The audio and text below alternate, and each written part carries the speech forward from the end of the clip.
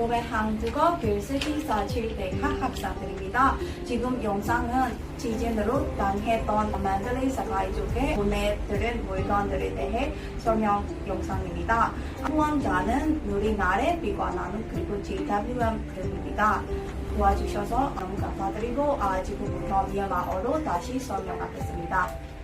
အခုပုံမှန်ပစ္စည်းတွေကတော့28ရက်မှာ2025မှာငလျင်တန်းကြောင့်မို့လို့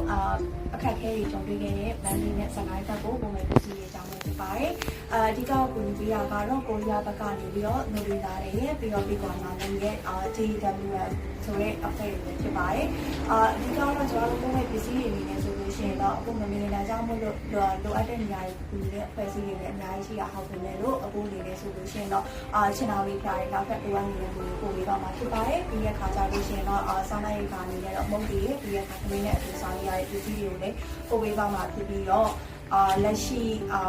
ယောဂတွေအနေနဲ့တော့ပြောင်းလဲပြောင်းပိုင်းရာတွေလည်းကျုံတွေ့နေရတာရှိတဲ့အတွက်ကြောင့်လို့တက်သားတွေပြီးတဲ့ခါကြလို့ရှိရင်တခြားလိုအပ်တဲ့စေဝါတွေလည်းထောက်ပံ့ပေးပါဖို့ရှိပါတယ်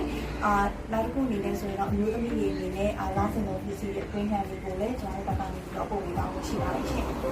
လူရန်ပေးတဲ့ကိုရီးယားဘက်ကနေလည်းပတ်ဆိုင်တဲ့ဖွဲ့စည်းတွေကိုလည်းကျေးဇူးတင်ပါတယ်